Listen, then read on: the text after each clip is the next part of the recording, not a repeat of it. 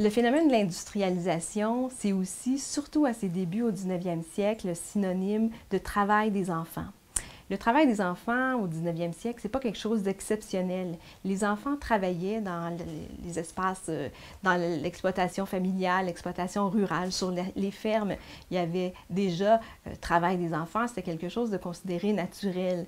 Toutefois, le fait de les envoyer en usine, c'est quelque chose d'un peu plus différent, un peu particulier, qui va éventuellement choquer les consciences, les philanthropes, les observateurs sociaux, qui, vers les années 1880-1890, vont de plus en plus se mobiliser pour dénoncer au fond l'exploitation des enfants, le fait d'une part qu'ils fassent de trop longues heures de travail et ce qui limite, c'est une chose évidemment qui va choquer particulièrement, ce qui empêche leur scolarisation.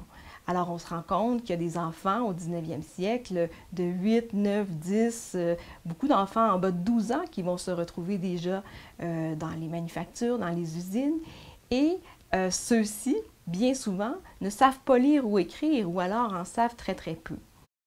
Dans les usines où travaillent les enfants, bien sûr, on les affecte à des tâches particulières. Il y a certaines tâches qu'on considère comme étant particulièrement faites pour le travail des enfants, leurs petits doigts, leur minutie. On dit que les adultes ne pourraient pas le faire. C'est une façon pour les employeurs, pour les industriels de justifier ce travail d'une main-d'œuvre très jeune. Par exemple, dans les fabriques de cigares, on dira ils ont la minutie, leurs petits doigts leur permet de faire un meilleur travail que ne le feraient les adultes.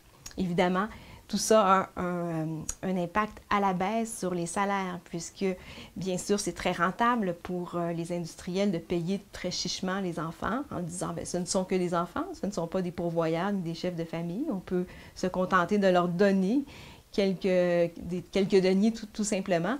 Mais bien sûr, lorsqu'on embauche un enfant, on n'embauche pas, ce faisant, un travailleur adulte et donc on réduit la possibilité pour certains hommes de trouver du travail.